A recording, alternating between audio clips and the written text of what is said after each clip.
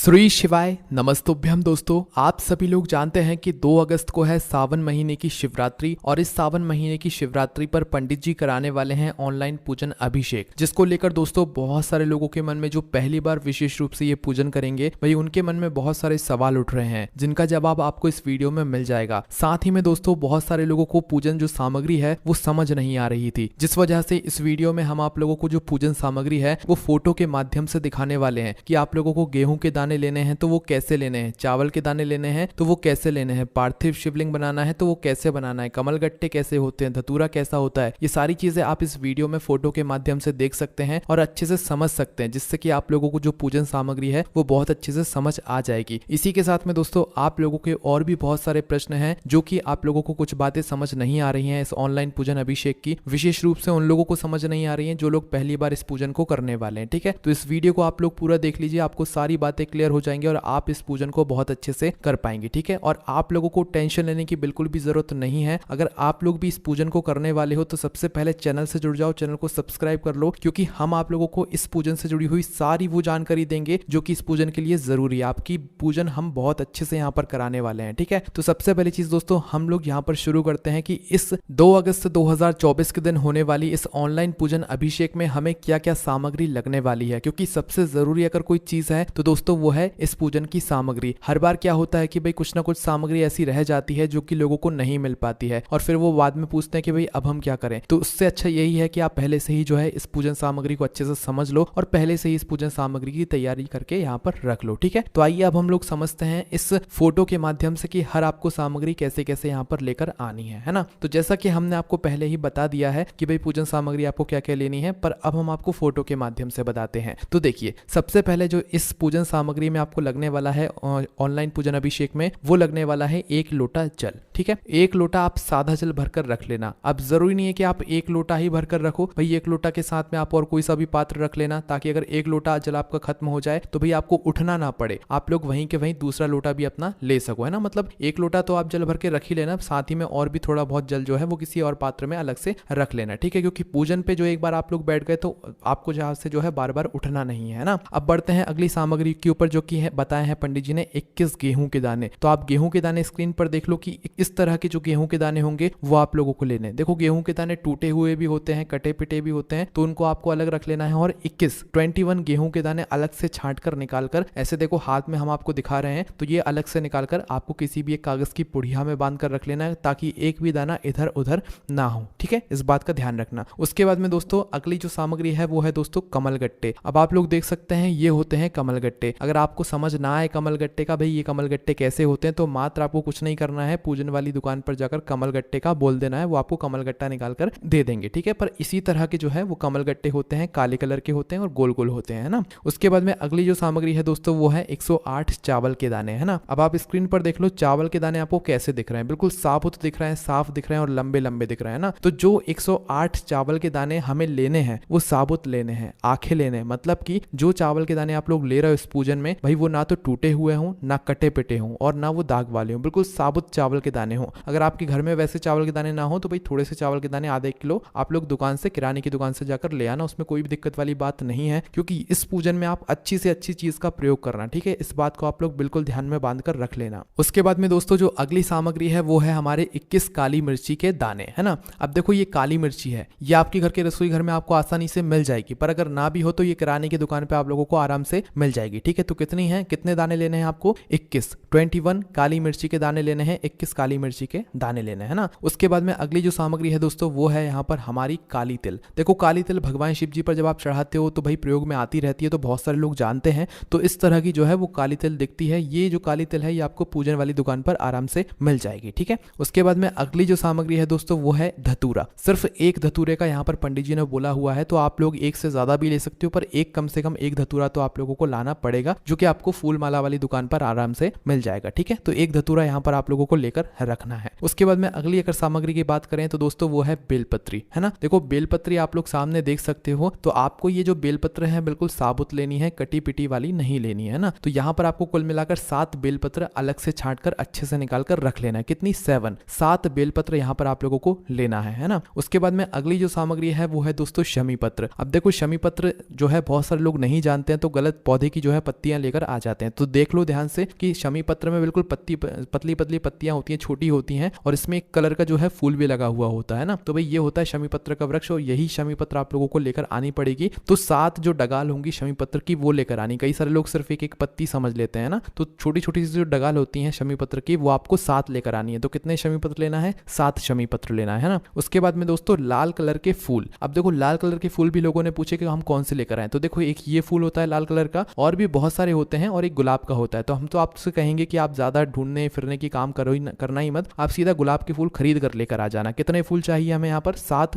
जो है लाल कलर के फूल चाहिए। और अगर आपके घर पे कोई लाल कलर का फूल लगा हुआ है तो भाई आप वही फूल ले लें, उसमें भी कोई भी दिक्कत वाली बात नहीं है। और नहीं लगा हुआ है तो फिर आप गुलाब के जो है 7 कलर के फूल ले लें, है ना। अगर दोस्तों किसी कारणवश आपको फूल ना मिले लाल कलर के फूल, तो आप मात्र एक फूल लेकर आ जाना, और उस एक गुलाब के फूल में से आप 7 गुलाब की पंखुड़ियां निकाल लेना। यह हम उस स्थिति में बोल रहे हैं जब आपको लाल कलर का गुलाब का फूल ज्यादा ना मिले। एक ही फूल मिल गया ना, तो भाई उसमें से गुलाब की पंखुड़ियों को 7 मात्रा में आप लोग तोड़कर रख लेना, ठीक है। ये भी काम कर जाएगा, पंडित जी ने बताया हुआ था पहले। उसके बाद में अगली जो सामग्री है दोस्तों वो है हमारे सफेद फूल। देखो ये सफेद फूल होते हैं जो कि शिवलिंग पर चढ़ते हैं, और अगर आपके पास और कोई सा ऐसा फूल है सफेद जो शिवलिंग पर चढ़ता हो, भाई उसमें से जो है आप लोग कोई से भी 7 कलर के जो है मतलब 7 सफेद फूल जो है पूजन के लिए आप लोग अलग से निकाल कर रख लेना, ठीक है। उसके बाद में दोस्तों अगली जो सामग्री है वो ध्यान से सुनो। तो देखो अब हमने क्या बताया था आपको, दूध। पंचामृत की सामग्री में जो है ये सारी चीजें आती हैं। तो ये जो पंचामृत की सामग्री होती है ये आपको अलग अलग रखना है। तो सबसे पहले हम बात करते हैं दूध की, है ना। तो देखो जो दूध आप लोग लोगे ना वो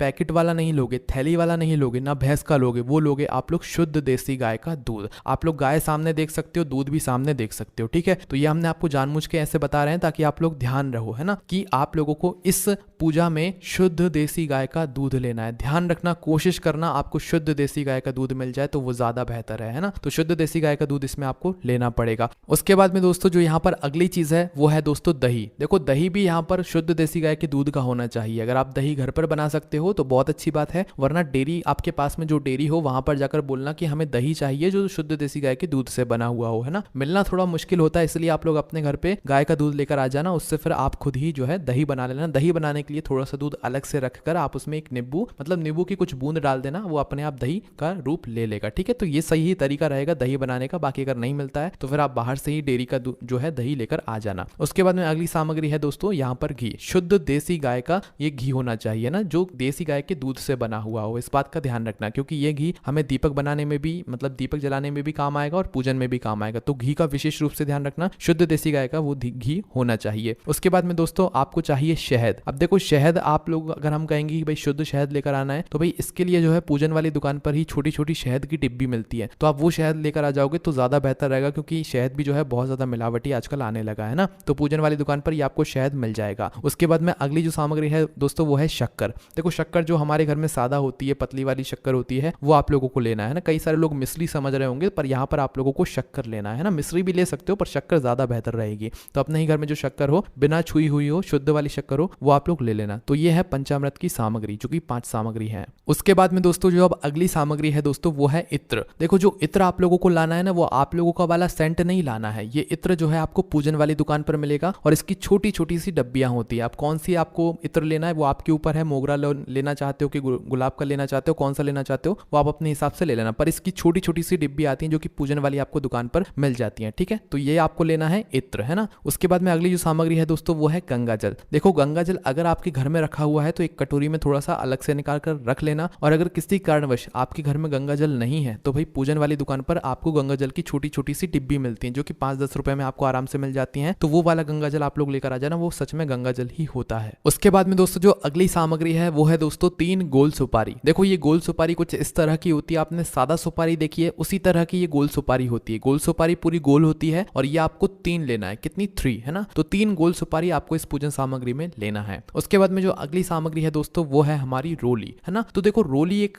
टीका का रूप होता है, मतलब रोली जो होती है वो लाल कलर की होती है और इससे तिलक किया जाता है ना। तो भाई आपको क्या करना है, रोली की एक डिब्बी आती है जो कि आपको पूजन वाली दुकान पर मिलेगी, ठीक है। शुद्ध वाली अच्छी वाली रोली आप लोग ले लेना, है ना। उसके बाद में दोस्तों आपको लेना है मोली, है ना। कई सारे लोग रोली और मोली को एक ही समझ लेते हैं, पर अलग बात है। रोली क्या होता है, एक तिलक के रूप में होता है, रोली की एक डिब्बी आती है। और मोली क्या होता है, आटी होती है, धागा होता है, लाल कलर का धागा होता है जो कि आप अपनी हथेली में बांधते हो, ठीक है। तो मोली जो है लच्छा या लाल कलर का धागा होता है हाथ में बांधने वाला। तो मोली आप लोगों को एक गट्ठा उसका पूरा ले लेना है जो कि 5 से 10 रुपए का का कुछ आएगा तो वो आपको ले लेना है। ठीक है, तो आपको रोली की एक डिब्बी ले लेना है और मोली जो होगी या कलावा जिसे आप लोग कह सकते हो भाई, उसका एक पूरा गट्ठा ले लेना है जो कि 5 से 10 रुपए में आपको आराम से मिल जाएगा। ठीक है, उसके बाद में दोस्तों जो अगली सामग्री है वो है हमारा अबीर, है ना। अबीर दोस्तों आप सभी लोग जानते हो कि भाई ये सभी पूजन कार्यों में इस्तेमाल होने वाले कुछ गुलाल जैसे दिखते हैं, है ना। तो भाई आपको अबीर और गुलाल ये दोनों चीजें लेनी है। देखो अबीर कुछ इस तरह का दिखेगा और गुलाल कुछ इस तरह का दिखेगा। ठीक है, गुलाल तो आप सभी लोग वैसे ही जानते हो, तो वही गुलाल होता है, बस ये पूजन वाला होता है। ये सारी चीजें आपको पूजन वाली दुकान पर ही मिलेंगी, इस बात का ध्यान रखना। तो ये है हमारा अबीर और ये है हमारा गुलाल, है ना। तो अबीर और गुलाल दोनों आप लोगों को जो है इस पूजन में लेना है ना। इसकी पैकेट आती है तो आप अपने हिसाब से पैकेट ले लेना, छोटी छोटी, है ना। उसके बाद में दोस्तों जो अगली सामग्री है वो है हमारा चंदन। देखो ये है पीला चंदन, है ना। तो एक आपको पीले चंदन की डिब्बी ले लेनी है और ध्यान रखना अच्छी से अच्छी चंदन की डिब्बी ले लेना। आप सस्ते वाली चीज मत लेना, क्योंकि सस्ती वाली चीज हमेशा मिलावटी चीज आती है।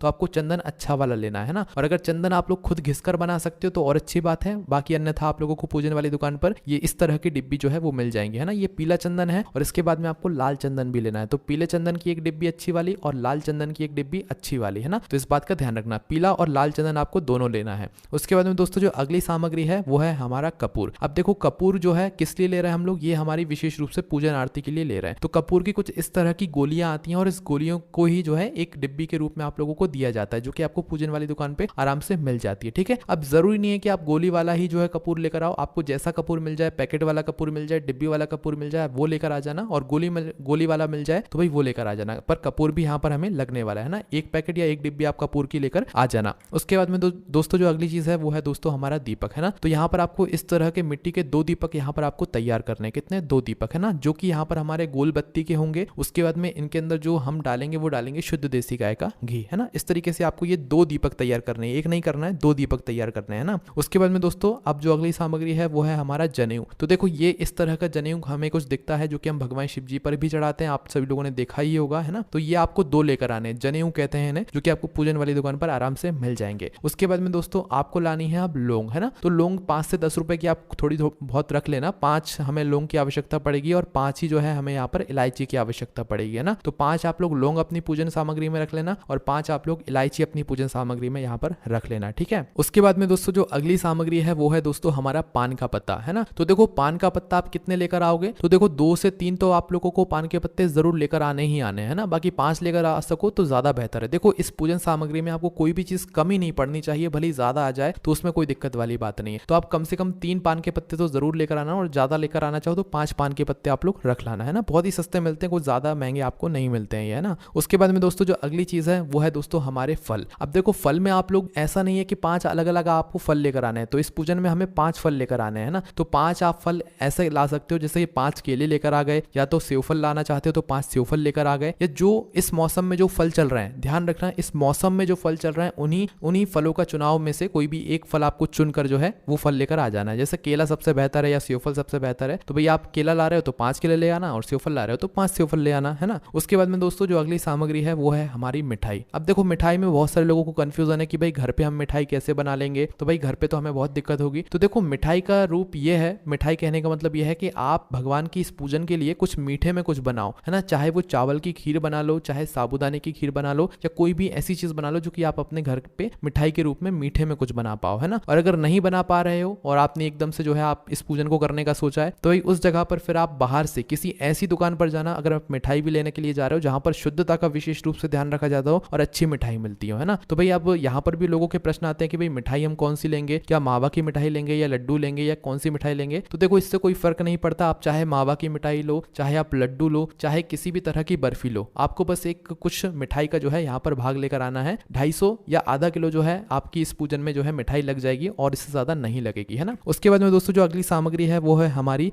अगरबत्ती, है ना। अब देखो अगरबत्ती आप चाहो तो अगरबत्ती ला सकते हो और चाहो तो पैकेट की जो मतलब धूप बत्ती होती है वो भी ला सकते हो। अगरबत्ती या धूप बत्ती कोई भी एक चीज ला सकते हो या दोनों भी चीज ला सकते हो और दोनों का प्रयोग भी कर सकते हो, ठीक है। ये खुशबू फैलाने के लिए रहेंगे और अच्छी वाली धूप बत्ती या अगरबत्ती आप लोग लेकर आना, है ना। तो देखो इस तरह की आप लोगों को धूप बत्ती या अगरबत्ती मिलती है तो आप लोगों को ऐसी लेकर आनी है ना। उसके बाद में दोस्तों जो सबसे बड़ी और सबसे महत्वपूर्ण जो चीज है दोस्तों वो है हमारा पार्थिव शिवलिंग, है ना। तो पार्थिव शिवलिंग देखो ये आप अभी सामने फोटो पे स्क्रीन पर देख लो, इस तरह का आप लोगों को शिवलिंग बनाना है। अब आप कहोगे कि भाई इस तरह का हम शिवलिंग कैसे बनाएंगे, हमसे इतना अच्छा नहीं बनेगा। तो जरूरी नहीं है कि आपको इतना अच्छा डिजाइन से ही शिवलिंग बनाना है, आपसे जैसा शिवलिंग बनता है आपको वैसे बनाना है। और शिवलिंग बनाने की टेंशन आपको अभी से नहीं लेना है। हम आपको एक पूरी शिवलिंग बनाने की वीडियो अलग से बनाएंगे कि आपको जो है शिवलिंग कैसे बनाना है, क्योंकि पंडित जी ने इस पार्थिव शिवलिंग को बनाने की एक विधि बताई है। उसी विधि से आप लोगों को ये पार्थिव शिवलिंग बनाकर तैयार करना है। और ये जो पार्थिव शिवलिंग है ये आपको पूजन से पहले तैयार करके रख लेना है, क्योंकि पंडित जी ये आपको नहीं बनवाएंगे, ये आपको पहले से बनाकर रखना पड़ेगा, ठीक है। और इस वाली पार्थिव शिवलिंग में आपको शिवलिंग भी बनाना पड़ेगा, उसकी जलाधारी भी बनानी पड़ेगी विशेष रूप से। और सिर्फ एक ही पार्थिव शिवलिंग यहाँ पर हमें बनाना पड़ेगा जो कि मिट्टी से बनेगा, काली मिट्टी से बनेगा, है ना। तो इसकी वीडियो हम आपको आगे बता देंगे, आपको उसकी भी टेंशन लेने की कोई भी जरूरत यहाँ पर नहीं है ना। तो ये दोस्तों पूरी सामग्री है जो कि हमने आपको फोटो के माध्यम से बताई है। अब किसी को यहाँ पर कोई कंफ्यूजन नहीं होने वाला है। बाकी दोस्तों इसके अलावा जितनी भी और जो चीजें हैं जो कि आप लोगों को समझ नहीं आ रही हैं, जैसे कि भाई इसकी पूजा विधि क्या है, तो देखो पूजा विधि यहाँ पर पहले से नहीं बताई जाएगी। ऑनलाइन पूजा है, लाइव पूजा है, तो आपको उसी समय मोबाइल पर, टीवी पर या और हमारे चैनल पर भी जो है लाइव दिखाया जाएगा कि भाई कैसे आप लोगों को ये पूजन करनी है ना। उसके लिए हम आपसे एक निवेदन करेंगे कि आप चैनल को सब्सक्राइब कर लो। चैनल को सब्सक्राइब करने से आप हमारे चैनल से जुड़ जाओगे और आपको जो भी पूजन की जो भी सामग्री है, जो भी विशेष जानकारी है, वो सारी मिलती जाएगी। और सब्सक्राइब करने के बाद बेल बटन या जो घंटी आप जिसे कहते हो वो भी जरूर दबा लेना, ताकि आप लोगों को हमारी वीडियोस की सारी जो नोटिफिकेशन आएंगी वो आपको मिल सके, ठीक है। तो इस तरीके से दोस्तों आप लोगों को जो है ये पूरी पार्थिव शिवलिंग जो ऑनलाइन पूजन अभिषेक होने वाला है इसकी सामग्री की तैयारी करनी है। इसके अलावा जितने भी आपके प्रश्न हैं सबके आपको जवाब मिलेंगे, पर धीरे धीरे करके मिलेंगे। और आपको पार्थिव शिवलिंग कैसे बनाना है वो आपको कल की वीडियो में यहाँ पर आपको अच्छे से जानने के लिए मिल जाएगा। आपको किसी भी तरह की टेंशन लेने की जरूरत नहीं है, कमेंट्स कर देना, आपको कमेंट का जवाब मिल जाएगा। और दोस्तों अगर आपको पूजन सामग्री लिखित रूप में चाहिए तो आप हमारी वेबसाइट भोलेनाथभक्ति.com पर जाकर पढ़ सकते हो, गूगल पर जाकर सर्च कर सकते हो, लिंक आपको डिस्क्रिप्शन मिल जाएगी, वहां से क्लिक करके आप हमारी वेबसाइट पर जाकर ये पूरी पूजन सामग्री लिखित रूप में ले सकते हो, ठीक है। बाकी दोस्तों आप इसकी लिस्ट बना लेना, और लिस्ट बनाकर जो है कुछ सामग्री पूजन वाली दुकान पर मिलेंगी और कुछ सामग्री जो है आपको किराने की दुकान पर मिलेंगी। इस बात का आप लोगों को ध्यान रखना है। बाकी कोई भी समस्या आप हमसे कमेंट करके पूछ सकते हैं। ओम नमः शिवाय, जय भोले बाबा, श्री शिवाय नमस्तुभ्यम।